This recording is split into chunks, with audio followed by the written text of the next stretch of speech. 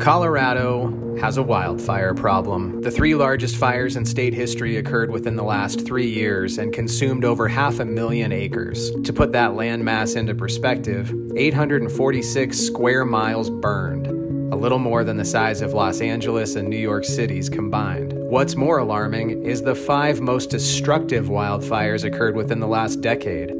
Combined, they destroyed over 2,500 homes. Of the 5 most destructive wildfires, 4 were caused by humans. That statistic is both eye-opening and deeply concerning, but sadly it's not surprising, since 85% of wildfires nationwide are human-caused. Despite fire prevention initiatives, fuel mitigation, and early detection, fires are behaving more aggressively and moving more quickly now than they ever have before. Responding to these high-risk incidents takes an enormous mobilization of local, state, and federal resources.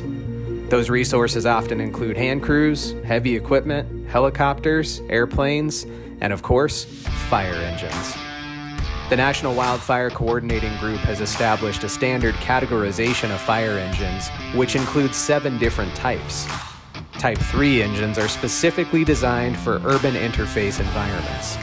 The Colorado Division of Fire Prevention and Control has 5 of these engines, each staffed with 4 personnel, strategically placed throughout Colorado. They're located in Alamosa, Montrose, La Junta, Sterling, and where the video takes us today, Loch Buoy. I'm here with Drew. He's the captain of Engine 3111 with the Division of Fire Prevention and Control. He's going to give us a walk around of this Type 3 engine, which is probably the most Colorado-looking fire engine I've ever seen. So Drew, I'll give it to you. All right, so 3111 is our unit number. What's really cool about our unit numbers is that they do mean something, mostly for us, but for standards is E, of course, engine. 3, this is a Type 3 engine. Then these 2 are indicators of what unit you're working in. So this is 11, unit 11 is what we are. It's Larimer Weld, Morgan County. That's kind of our coverage area for primarily wildland fires. And then the last digit is which engine is it. This is the first one in that unit 11. This truck looks like it's designed for forest fires. When Colorado makes the news for fires, it's usually because it's in the forest. But if I spin the camera around this way, I mean, we're in the town of Loch Buoy, so there are some, deciduous trees. There's not any pine trees that I can see, and it's nothing but flat land out there on the horizon. So that means to me that it's probably mostly grass fires out here. So that kind of begs the question, why is a truck like this, why are wildfire crews needed when it's just grassland, there's no forest? Yeah, so I think that's one of the better questions, and in all honesty, to start off heavy, is grass fires are one of the most violent fires we do. They are controlled by wind, and anytime wind shifts, we have issues. When you're in a forest fire, wind shift through trees, the spread of fire is a lot slower. As we progress into a grass fire, like I said, it's all controlled by wind, so things can really move. There's heavy sand, there's cattle and horses and pasture of all sorts. There's also hay and corn. And as we get towards the end of the year, when corn dries out and it's ready to cut, that stuff's extremely flammable. As wheat or straw fields or even post-cut, the stubble that's out there, extremely flammable. We've been out towards Yuma a couple of times and brush, and they can threaten houses just as much as we have up in the mountains. I think we just have a better sight of fire when you're near I-25 or I-70 in western Colorado. It's easy to see. Denver can see most fire that happens, and that's a big part of why we're here, why we're trying to help, why we're trying to be an accessible resource of good value.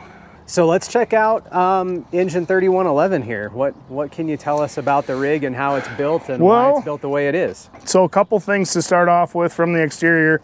So we can see that it sits high. It is four-wheel drive, which is really handy because we'll drive dozer trails frequently. What's really nice in some areas, not so much Colorado for dozers, but other states, especially Texas, is you'll have a dozer trail put in 2 blades wide. I can easily have my driver put it in 4-low, and we can cruise to the fire and help put it out. What's really nice about the vehicle is the driver is able to control almost everything from the driver's seat. We do have controls for the PTO pump or the auxiliary pump.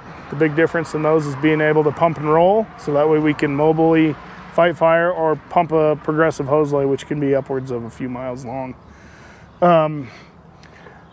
As we move towards the back of the vehicle, or at least in the cab, we keep a cooler and a med bag. Two most important things. We want to make sure everybody's safe. We're all EMTs.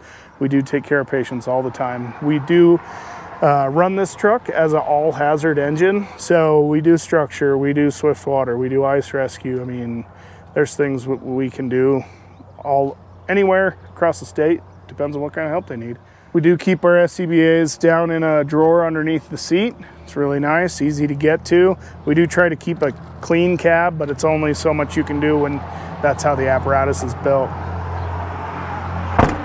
The way we spread out our truck is pretty nice. We try to run it the way most people run, I don't know, a standard engine. This under here is mostly just tools, but it is good to know that we have compartments around the truck full of needed items. What's really nice for wildland fires, when I go sleep on the ground, I have the ability to hook up to the apparatus air brake system to air up my sleeping pad, and I don't have to get winded after long days of work. So that's actually a really good point. Some people may not even realize you're sleeping at a wildland fire, and maybe that's for a long time, right? Yeah, standard deployment for a wildland fire is the intent of 14 days worth of work. That's not including travel. So if I go to California, this thing is max speed at 68 miles an hour. So it takes me 2 or 3 days to get there, or I should say us, our crew and I, and then 2 or 3 days to get back. So on top of 14 days of camping somewhere in any state, we then have to travel back. Luckily, we are able to use hotels for that.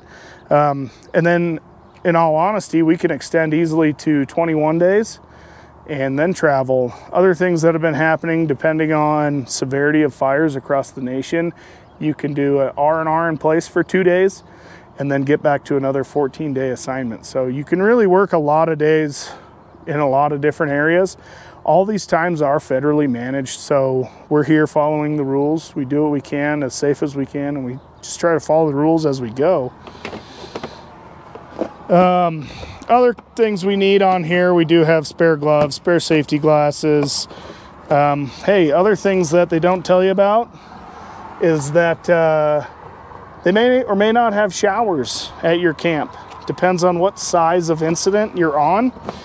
Type 1, Type 2 incidences will even have laundry and showers and bathrooms along with food for us. Type 3 and Type 4 fires can be managed by people like just myself as a captain. Usually a handful of resources. If we're lucky, we get to go to town and expand our meal base out of MREs to maybe Safeway or grocery stores that we can find. Definitely have utilized truck stops for their bathrooms because they have showers and stuff, and it's pretty hard when you have, you know, 2 pairs of pants and 2 of your yellow shirts that you're wearing the whole time. We do carry what we call a 2-week bag. Military folks have coined the term your war bag, so that way we do have toiletries and changes of clothes as needed. So that way we can stay clean enough, but you know, we're trying to work 16-hour days, which is the maximum you can work for your 2-to-1 work to rest ratio. And then, like many engines, we have our control panel as we move about. What's really nice is the PTO pump can flow out of all outlets. And then we have an auxiliary pump that's located up top with a ignition module out here and in the cab. It can flow out of everything except for these 2 just discharges. It's pretty nice though to flow off the rear for most things. You have the way the engine's plumbed, you can get really good pressure out the rear.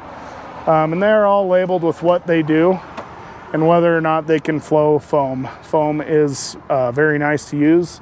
You can think of it as like Dawn dish soap in a sense. It breaks down the surfactants in the material and it helps absorb into trees, ground, things like that. And generally speaking is pretty safe. As we move back, SCBA bottles. Like I said, we do all hazard. When I go out on a wildland fire, I take these out and we'll utilize this space for personal goodies. That way we can each have our own backpack full of things like a laptop or a tablet.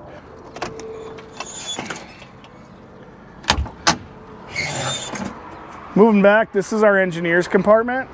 What's really nice is I have it set up for progressive hose lay on the right side and I don't know, I guess structural on the left side with accessories down in here.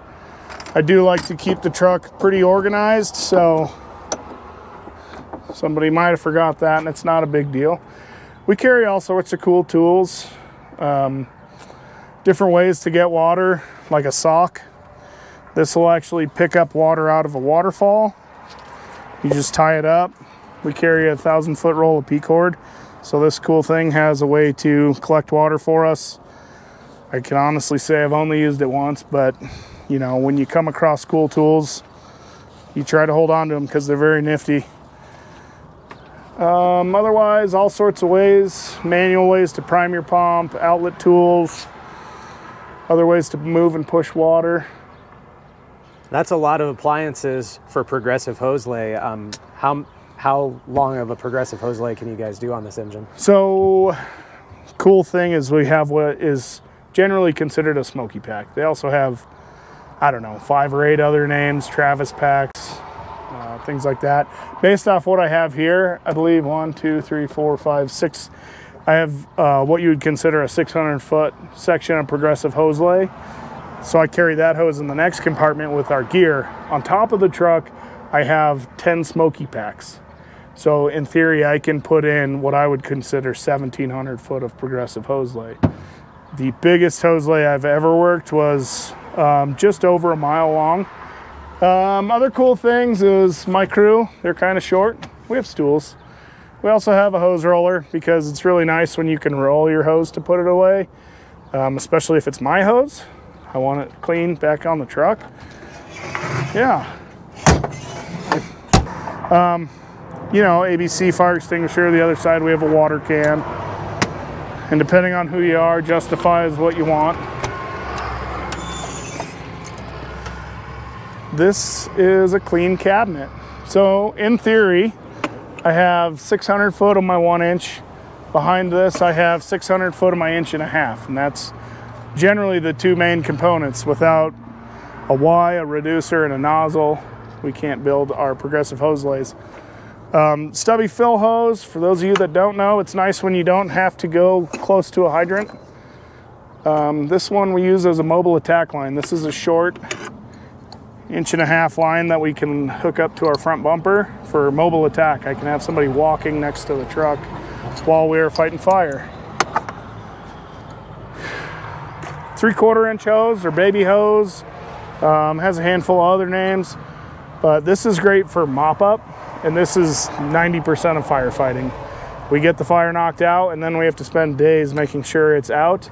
And honestly, conserving water is a big thing. So if we can use less water, it's great. I think the biggest thing to be said about conserving water is that we don't always have a hydrant nearby. I was on a fire in Wyoming and it took like 4.5 hours for a water tender to go get water and come back to us. So we were very conservative of water use. We just mixed dirt in with the fire and slowly knock it out. Cool things that we've done to the truck is we've mounted some hooks up here. It's really nice to hang your fire coats. Dragonware is a cool coat that we just started buying. That way I can put this coat on over my yellows, which is really nice. And like I show you here, we have traffic vests, tech gens. Tech gens are pretty new to us as well. We do run motor vehicle accidents, so it's nice when I don't have to get into my bunker gear. Food boxes, as we go through a cabinet. The key term is pocket snacks. It's really nice. MREs are great if you're that hungry. They're not that bad, but pocket snacks are great. Generally speaking, the Forest Service likes you to be able to hold yourself out for 48 hours. We try to do 72 or more, because why not? You just got to be the best, you know, when you can. So we can post up for a couple, 3-4 days on our own with food and water. So we make sure we have a little bit of room. with these compartments. And then for this side of the truck, the driver and the back passenger, this is their line gear. This is what we have to wear. It's got our fire shelters in there. Staying low to the ground for now, we can go through our flammables cabinet. Biggest thing that's more important to us is the chainsaw. We keep this still for 460 in here with a 28-inch bar. It's a pretty standard length. 32 is a little bit nicer. Out here in eastern Colorado, we have a lot of cottonwoods to cut down. Unfortunately, cottonwoods are some of the scariest trees to cut down because they're usually hollow and leaning certain ways. Animals like to live in them, so you never know if you come across a cottonwood with some raccoons living in it. We keep spare oil and other things in here. We do have a small little pump in here that we keep too. We call it the Mini Mark. Mark 3s are large 2-stroke pumps that help get water. This little guy I can fill my truck off of from a distance. Yes, it's slow, but up here I have hard suction that either for the truck or for that, so that way I can draft out of a water source. Other cool things is a box of fusees. Very same to road flares, but we'll use those in small cases to start fire. We do also have drip torches that are hidden behind this here soft fuel can. So we have, this is somebody's 2-week bag. I believe this is one of my new guys' bags. We keep those up in here along with our 10 smoky packs. It's really nice to travel down the highway with stuff easily able to get to. Inside this big box here is where we keep extra water, MREs, personal flotation device and helmets, and throw bags for shore support on swiftwater or ice rescue incidents, depending on what's needed. I feel like some people are going to look at that and think that's traveling light for 14 days. You're not wrong, but that's why we take the SCBAs off. Gives us a little extra room for things that are needed. You know, sometimes you have to kill half a day in a hotel before they tell you where to go. Or you'll have a job, a very important job, to go protect a structure or clean up around a structure, and then next thing you know, it's 4 o'clock and they're like, hold there, we'll get you when we need you. If the fire makes it, protect the house. So you're like, you're just waiting for the job to happen. So like I said, we have our hard suction for our pump, 3 8-foot sticks of it, so we can reach a little ways. The Mini Mark pump I was talking about, we do have a small section of hard suction for it, and that's so you can pull the air out and pull water through it. And like I said, we do all hazard, so why not fit an 8-foot pike pole up here, so that way as we do work, we have the right tools needed. I'll only say that that is a 3-fly, 24-foot ladder, and it's only difficult to use because of the 3 flies. It's a tall ladder with a lot of moving parts. I have my 2-week bag on top of a supply load style hose. We have this set up as a supply.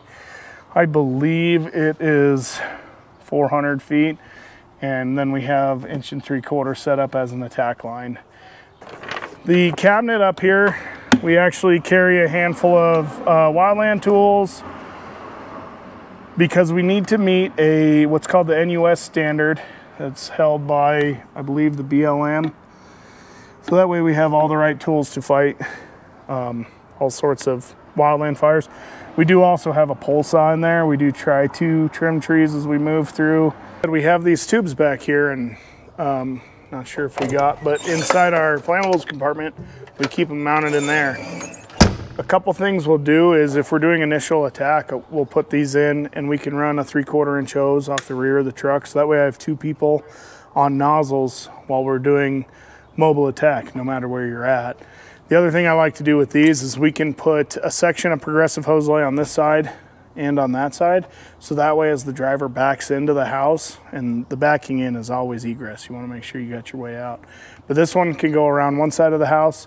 The other hose lay can go around the other side of the house, and we have this house protected as long as we have a safety zone within nearby area. If we're getting in and out of the truck a lot, we can take our line gear out and actually, not that one or that, we can hang it on here so that way I have access to my water, to my gear, to my fire shelter. Mostly while we're doing some sort of mobile attack, because if you're within a few feet of the truck, we don't quite need to make sure we have our gear on us, but that we're able to access our equipment easily. As we run all hazard, there's a handful of items you need. Because I'm in my blue uniform, if I go to a wildland fire, I need to easily be able to change into my pants and boots that meet the specs. Other things that we like to carry, you know, sometimes you have free time. We have things in here like a football and a volleyball. More importantly though, is we're required to carry extra shelters. So we do have 2 extra shelters. We have bear spray. We have what's called a Very pistol. It's able to shoot flares out of a blank firing revolver. Very nice to have when we're out on prescribed fire especially.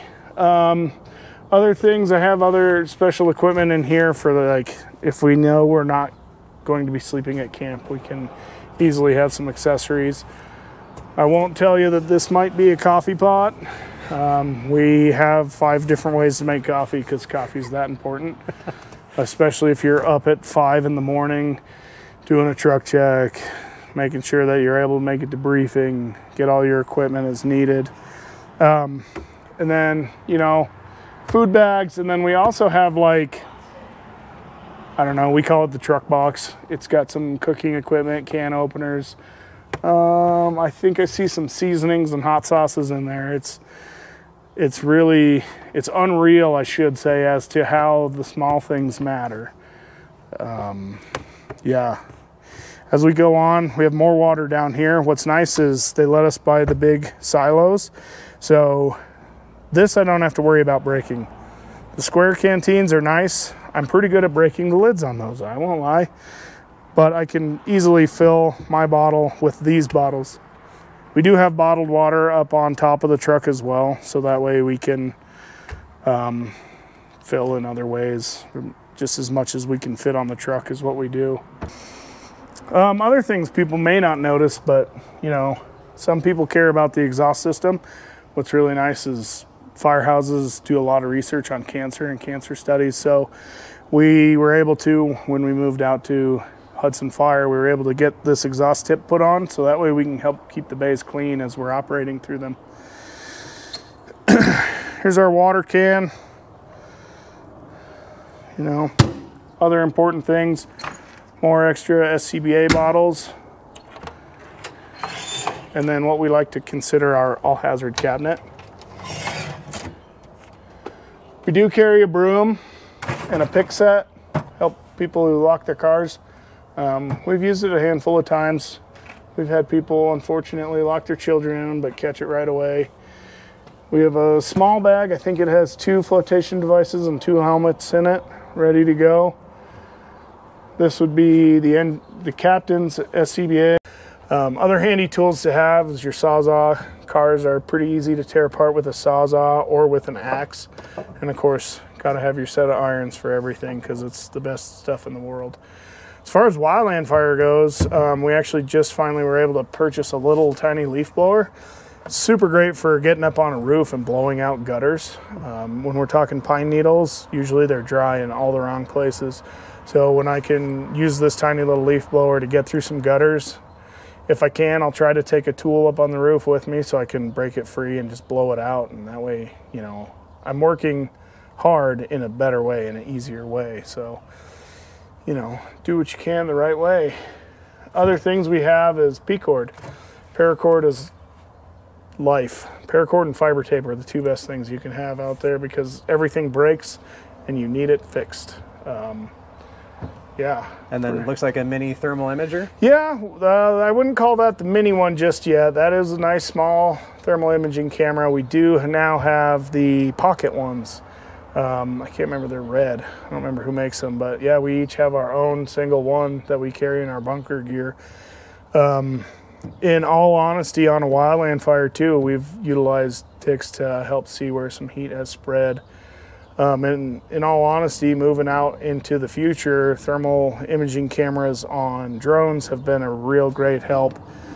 Working with the state of Idaho, we gridded out and covered in a small section of area and found 9 or 10 heats out there. They came out with a drone and flew it, and they found another 8 that felt like radiant heat from the sun on the ground, but it was actually a slight bit warmer than that, and the drone actually did a great job, which will be a tool that we'll start using soon. We do have drones, we just have to get our licensing, and we'll be able to move forward with drones. That's awesome. Yeah, pretty excited. Now, I talked about the hand tools that we had on top because this tiny compartment carries 5 or 6 tools. We try to utilize our favorite tools in this compartment, and then on top of that we carry a Pulaski and the rake down here. Pulaskis are always great to have for chopping. If that's your favorite tool, that's cool. It's not my style. I like the long-handled hoe. I did a little custom work to it. I did weld a spike onto the other end of it, so that way as I move around through rocks I can get in between them. Love the creativity. Yeah, it's nice when they let us. The rakes are great because you'll find duff, pine needles, various grass just piled up under people's front porches, and it's kind of ridiculous. This nice little foldable one's great to actually strap onto your pack, so that way as you're working with your hand tool you have that with you and you're able to just do work, you know, do what's needed. Welcome to the cabin, 3111. What we have in here is, this is our home on the road. So we've done things like put helmet mounts up on the roof. We've adjusted things so that way we can maintain other things. If you notice the rack on the back windshield, that's actually for holding various bags and trash bags. I know it looks like a gun rack, but that's not what we use it for. We've done all sorts of small things like adding cup holders, knee pads. We've moved cup holders so we could maintain our radios. So each of us have 3 radios. On top of that, we have our 2 truck radios. PTO controls, easily right there for the PTO pump. But like I showed you outside, we can control the auxiliary pump in here, and that's why it's in the auto start position, and the throttle and pressure are up here as well. Other things that we keep in here, ERGs, Red Book. Red Book has great references for things. Bellwether kit, because that's our lookout's job. Also wipes, because like I said, we live in here. Binoculars, there are radio chargers, more outlets, and we do have an inverter in here with an extension cord going to the back.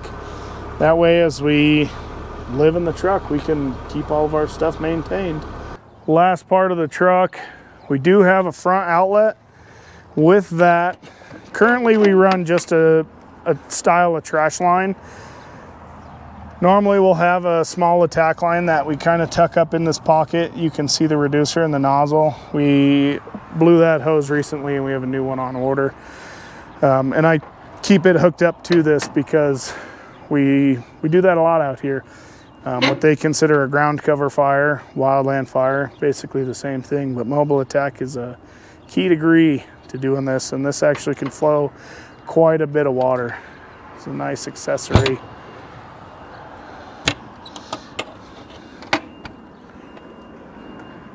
All right, Cap, well, thank you so much for taking me around your engine. I think it's like super well set up. It's kind of exciting to see something different that I know there's not a lot of tours on YouTube, so I really appreciate your time today. Yeah, thanks for coming out. If you ever have any questions, come out to Lock Buoy and find us there. Yes, gorgeous Lock Buoy, Colorado. Usually I'm only out here when I'm chasing severe weather. I don't think I've been out here on a hot, sunny, blue sky day. Should have been out here last couple of weeks with all the rain. Yeah, I know, right? Hey, well, while I have you on that, we could talk about the rain real quick. It's super green right now. What does that mean for you? Oh, that's actually a great question. So when it's wet in the spring, it doesn't quite change fire season as much. Usually the snowpack's the big change. Fire season will just probably push later in the year, and then what would help is if the snow comes in early or rain comes in early in the fall, and that's what we're hoping for. Because right now, fuel models are very tall, grass is tall, and it doesn't take much for it to die, and then it just becomes a 1 hour fuel that we're worried about. It can dry out in 1 hour and be as flammable as it needs to be. Heavier woods though, they'll be a little more difficult to burn throughout the year, so that's the good news on that. Hopefully we get weather later in the year to keep fire season short in Colorado.